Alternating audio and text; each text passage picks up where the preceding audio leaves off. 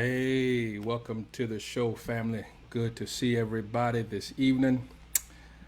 There's a lot going on.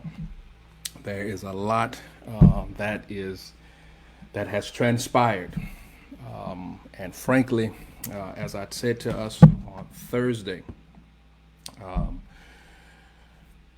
we're tired. We're exhausted. We've seen this play over and over and over again. Hey, Alvin, good to see you, man. Thank you for being here. I see you got the time right. Good to see you, man. Thanks for your support. But we're tired, man. We've been through a lot. And just the past few months, and I mean, this is 2020, and this is just the fifth month. We're going into the sixth month. But already we've been through so much. And when I say we, I'm talking about the African American community, the Black community. And that's who I'm really trying to talk to today, because we've been through a lot. As if Trayvon Martin wasn't enough, as if Tamir Rice wasn't enough, as if Philando Castile was not enough, as if Ahmaud Arbery is not enough, as if Breonna Taylor is not enough. Now we have to deal with the trauma of George Floyd, who we saw killed senselessly on television. But I want y'all to know, I want y'all to hear me, because I told y'all this Thursday. Do not get fooled by the banana in the tailpipe. I told y'all this Thursday, not Thursday, whatever day it was earlier this week when I went on. I told y'all, do not be fooled by that banana in the tailpipe, because they were going to throw a curveball in this thing somewhere. And just as I knew it, it played out just like I'm telling you. So let's look at this. So earlier today we hear that the police officer that was seen in the video kneeling on his neck is arrested. He's charged with third-degree murder and manslaughter. To me, that's like two manslaughter charges. Third-degree murder. Okay, we however you want to do it. To me, in some states, that third-degree murder charge is a manslaughter charge. But so they've got a third-degree murder charge and they've got this manslaughter charge. But the other thing is, after that, I don't know if y'all have seen it, but let me read to you the autopsy results. Let me read to you what the autopsy says. It says, the autopsy revealed no physical findings that support a diagnosis of traumatic asphyxia or strangulation. Mr. Floyd had underlying health conditions, including coronary artery disease and hypertensive heart disease. The combined effects of Mr. Floyd being restrained by the police, his underlying health conditions, and any potential intoxicants in his system likely contributed to his death. I told y'all already how this was going to be played out, because when the news came, there were two scenarios they put in front of us. The first scenario was we are responding to a forgery. So they put that narrative out there. We're responding to a forgery. The next thing that we heard, I don't know if y'all heard it, but I heard it, is we are responding to a person with a medical emergency. And so they respond to a person with a medical emergency. I saw it as clear as day that would be the line that would be used to show that would be the cause of death. And just as if I wrote the playbook myself, here we see now that this is the cause of death. He had some underlying medical conditions That's what contributed to his death. These underlying medical conditions, these pre-existing conditions. And here they are. They've pulled one over on us. They are using that, and they're going to use that if they decide to try this officer. Yeah, they've charged him. Yeah, they've taken him into custody. But the question is, are the charges going to be forwarded by the district attorney to the DA? Will he be indicted by a grand jury? Let's not get too happy, because we see that he is charged. Don't get sidetracked by that. He's just charged. They just took him into the police department. They just arrested him. So don't get fooled by that. Because he has been arrested, he's got charges on him, but the question becomes, will he be indicted, and will he go to trial? And if he goes to trial, will he be convicted? See, we still got a long way to go, folks. We're still very early in this thing. Do not get sidetracked by the fact that they have arrested this man and they have put charges on him. They've already given him as little as they can. But not only that, he's just been charged. He has not been indicted. He has not been to trial. He has not been convicted. It's way early in this game. But the autopsy comes out, and it's not surprising. Don't think that it's a coincidence. Don't think it's just happenstance that the autopsy report comes out the same day that they arrest this officer. Folks, enough is enough.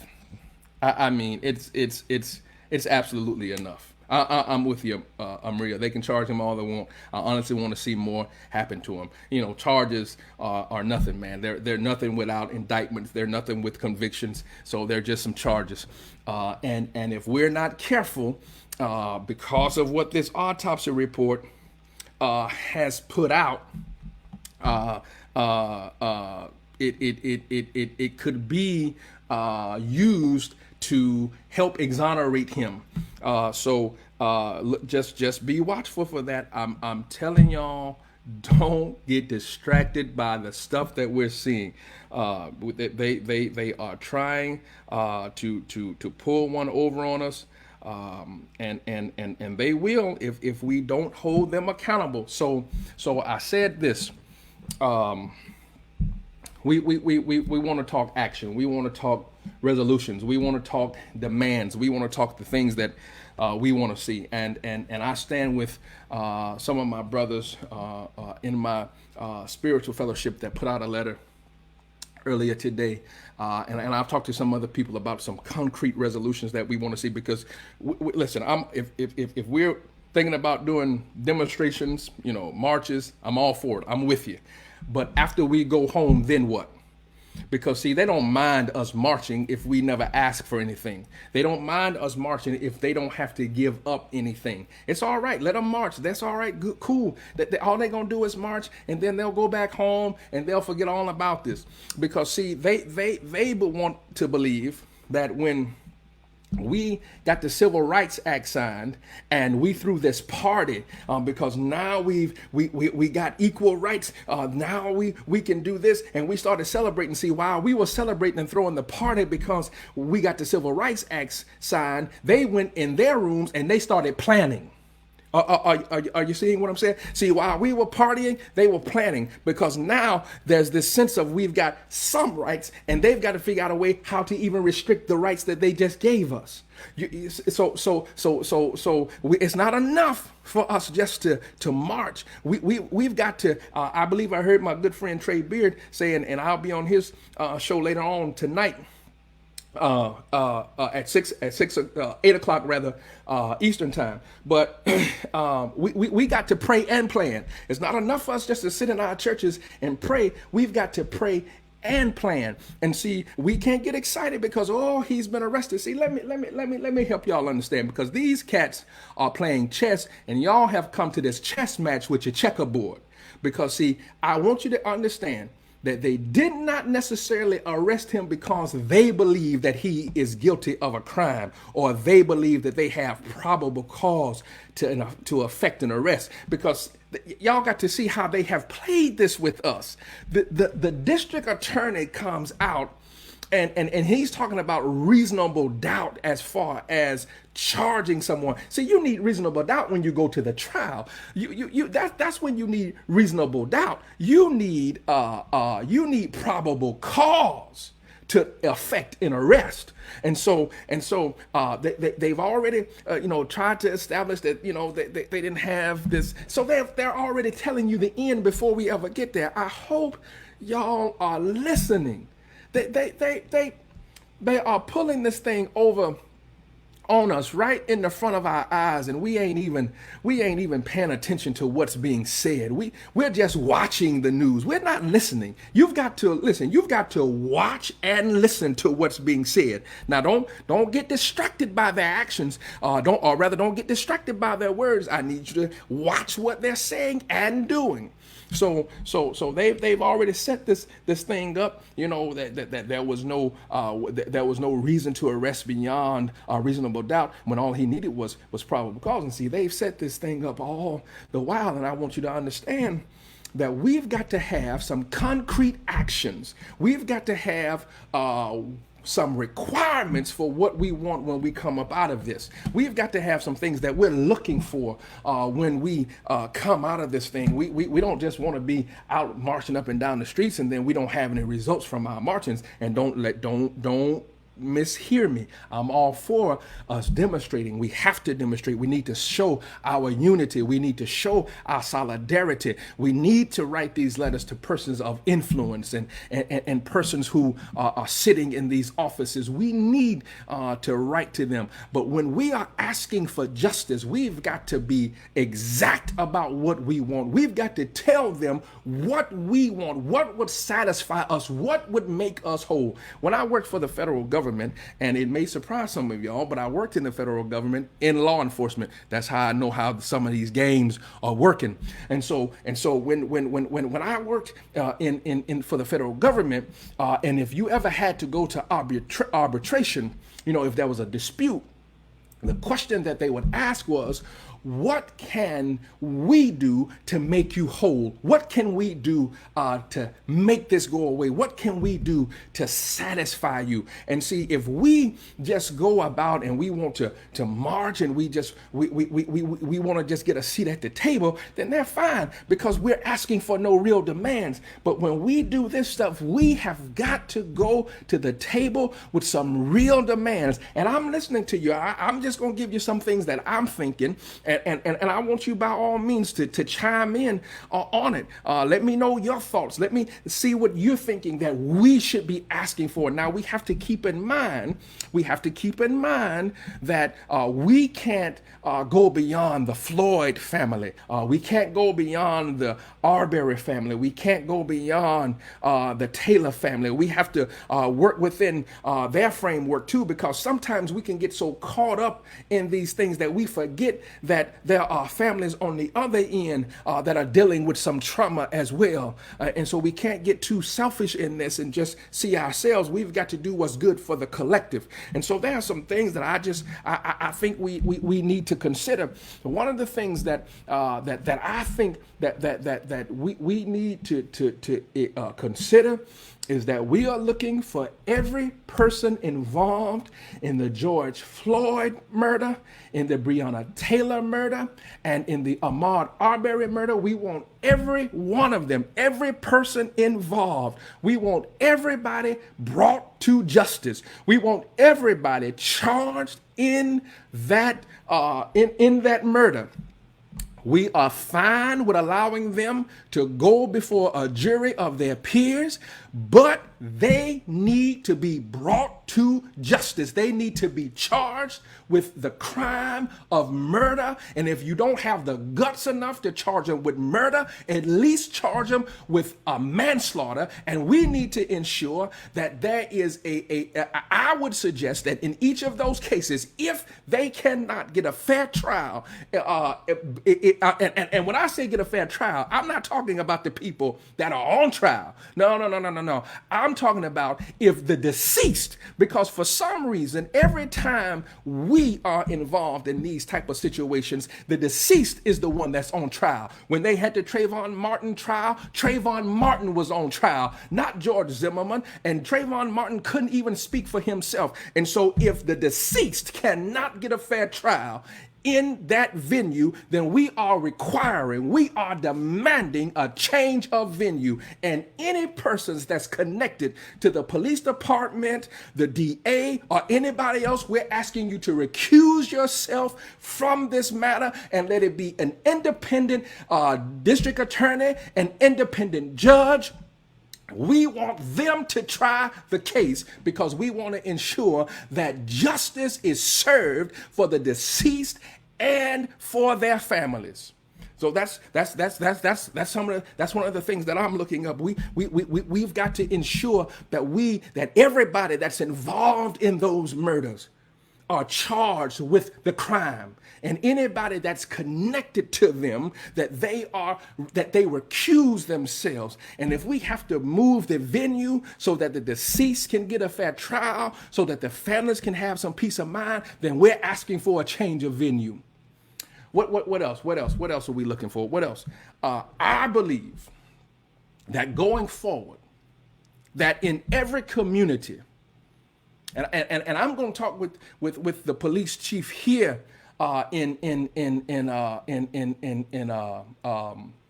Charleston. I'm going to talk with him because there's been some skirmishes and some things and some rousings around here. But one of the things that I'm asking is for every community that does not have a citizen review board, that you enact a citizen review board, and that in every police involved shooting with a member of the community, that the citizen review board have full autonomy and have full access to all materials related to the shooting, and that they run a parallel investigation along with the internal investigation of the police department, and that those two bodies come to a consensus. They present the facts, and they determine where we go from there. Now, if this citizen review board, after reviewing all of the material, if they say we don't see where the officer was wrong, if we determine it is a good shoot, if we determine that the death was not caused by the actions of the officers, and we decide that there is no punishment warranted, then that review board has to have the guts enough to come before the community and lay out their investigation and what they believe.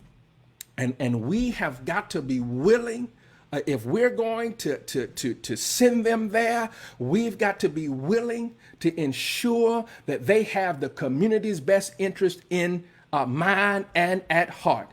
Folks, you can join with me on the conversation if you want to hear your voice. If you want your voice to be known, by all means, you can join in with me. I'm willing to hear you. I'm over on my podcast page, Crosstalks with Antoine Brown. I'm over on my podcast page, so you can join with me over there. And so we've got to make some demands. It's too late in the game for us to be making requests. The time to make requests is over. We've been making requests. We've been asking for invitations to parties that they don't want us at. We've been looking for Superman, this, that, and the third. It's time now for us to stop begging. It's time for us to stop, yes, sir, boss, and please, sir. No, it's time. This is what we want. And we will not be satisfied. We will not rest until we get it. Because see, what happens with us, and I'm talking about my people, I'm talking about the black community, is when the noise dies down, then we go away. As soon as it gets quiet, we move on to the next thing. And they playing the long game. They're playing the long game because they know after a while we'll get distracted. They'll move us away. This is what Anthony says. Anthony says the review board needs to be outsourced. The community will be too divided to still not be prejudiced. That's in any community. Yes and no, because I think you can have some reasonable voices. Like I live in my community, I think I can be reasonable in how it happens. I think I can come with a level head. I think I can come with some integrity, because I'm not biased. Again, I've been on both sides of the fence. I've been a black man longer than I ever was law enforcement, but I've been in law enforcement. So and so I think I can go without without some biases, and I think we can find some people that are able to do that. We've got to ensure that there's a vetting process that goes on. But it's got to happen.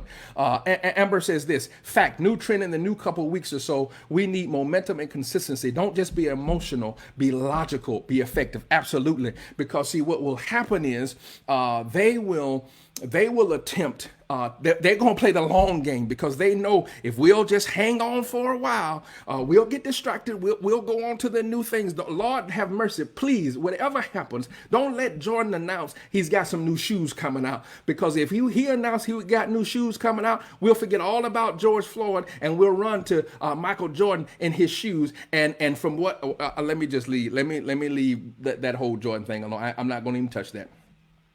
But we will get distracted. We have to, when the noise dies down, when the national noise is done, when all of that is finished, we still need to be talking about it, because we need to hold these people accountable. We've got to hold them accountable for what they're doing, because see what's happening is, I don't know about y'all in y'all's area, but there are some elections that are getting ready to take place in my area. And see, these politicians, they want to come down and they want to go down in the hood and they want to fry fish and they want to have barbecues and they want to do all of this. And see, and we get fooled by these fish plates and these barbecue plates. And then when JoJo and them get killed over in the hood, they are nowhere to be found. So we've got to hold them accountable. Don't think that you can come down here and just sell plates and you ain't got to come back down here and answer us. That's why when election time come around, no, don't come here asking me, can you say some words in front of the church? No, ma'am, and no, sir. Do some work in front of the church.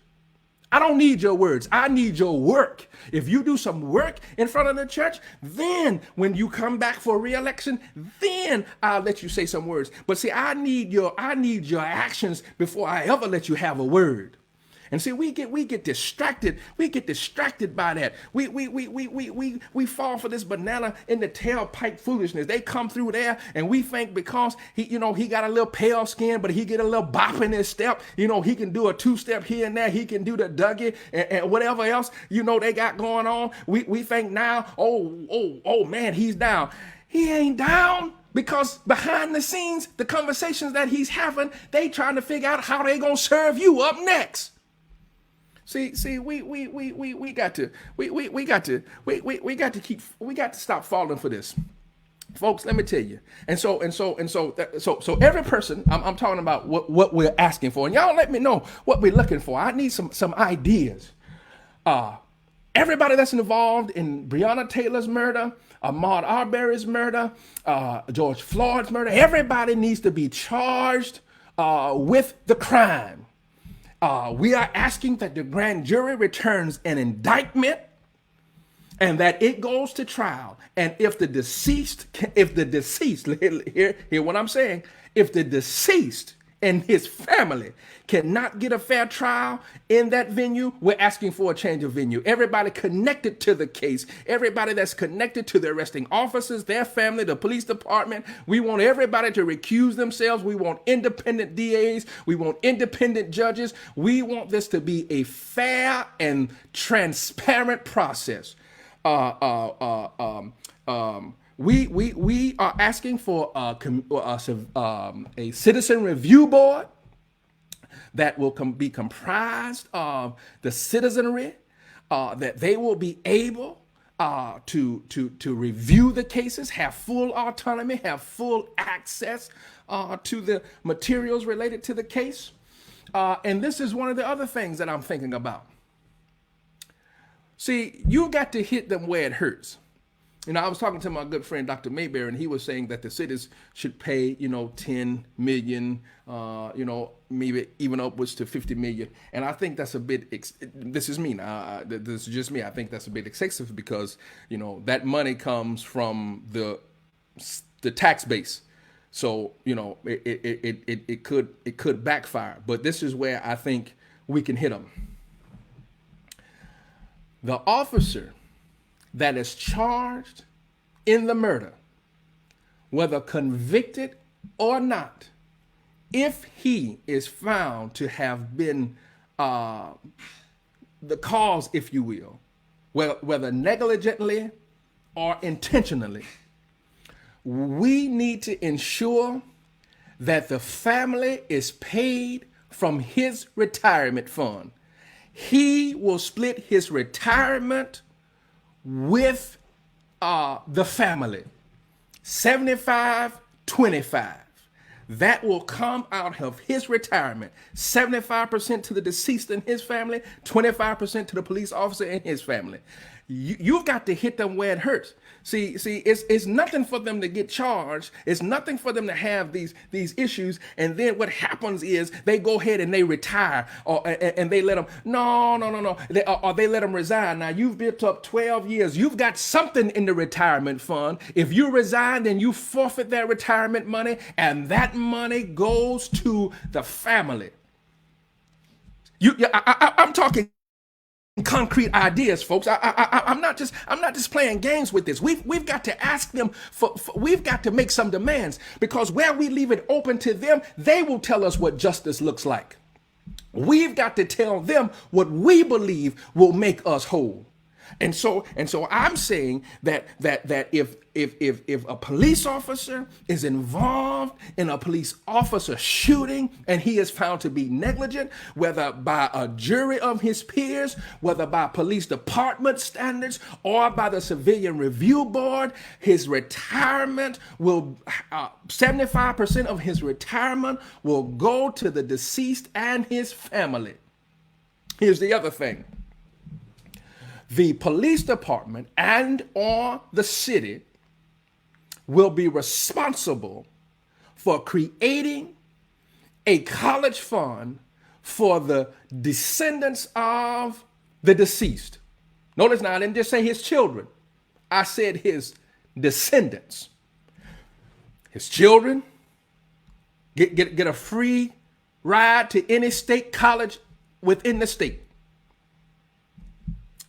Grandchildren, great-grandchildren. See, it ain't nothing for them to cut these checks. You understand what I'm saying? They can cut these checks, and then the lawyers, they're gonna take most of that, but we've got to do some stuff that's long lasting. Tap into that retirement fund. Now, what I want you to do is I want you to ensure that because you have traumatized these children, and I'm gonna come to that in a minute. If I don't come to it, y'all type trauma in the comments so I remember. But you need to ensure that the descendants of the deceased. I'm coming, Alvin. You right where I am. I'm coming there. But you need to ensure that his descendants, her descendants, have access to free state education, and it will be funded by the city, by the police department, by the Fraternal Order of Police, by the retirement board. They will fund the cost of his descendants to go to college. Because see, when you kill a man, now I'm just talking about a man, my sisters, I love you, but when you're talking about a man, you cut off his posterity, you cut off his lineage. And so if he's got some children that are living, then you need to pay for their education. Then you need to pay for their children's education. And on down the line, you've got to recompense for his posterity. Folks, I'm up against the clock. I've got about 2 minutes, but I'm just talking to you about some things that we've got to demand here. And here I am. I'm with you here, Alvin. We need to talk about covering the funeral and burial costs. Now, what does it look like? My brother, my sister, my nephew, my uncle is deceased. You're talking about you're going to settle out of court, but out of that money, I've got to pay my lawyer. and I've got to pay for the burial and funeral costs. No, y'all got to cover all of that. Y'all have to cover every bit of that.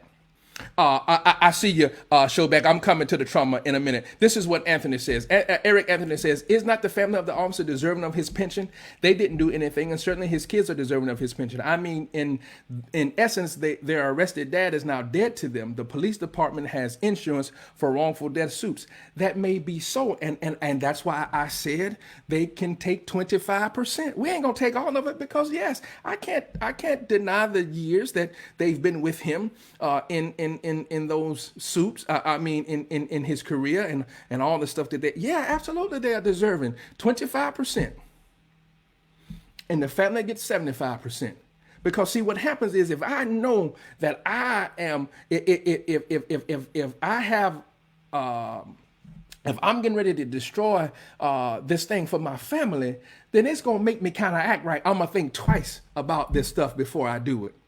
It'll hit me where it'll hit me where it hurts, and so I'll think twice before I pull this trigger or I do this move. Folks, I'm up against the clock, so let me say this about trauma as we get ready to get out of here. The other thing when it comes to this trauma, we need to ensure that the family has access to counseling.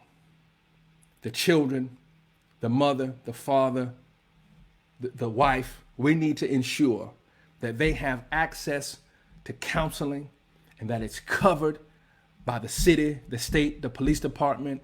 But as long as they need to go through counseling, that is available to them free of charge for as long as they need it. Folks, I'm talking about action. I'm talking about results. I'm talking about demands. We've got to stop just talking. It's time now for us to let them know what we need, what we want, what we feel is justice. Folks, I thank y'all for joining me. That's all the time I got. I appreciate you. We'll see you next week, same time, same place, as we talk about the things that matter in this world, real world problems, real world solutions from a spiritual perspective. God bless y'all. We out.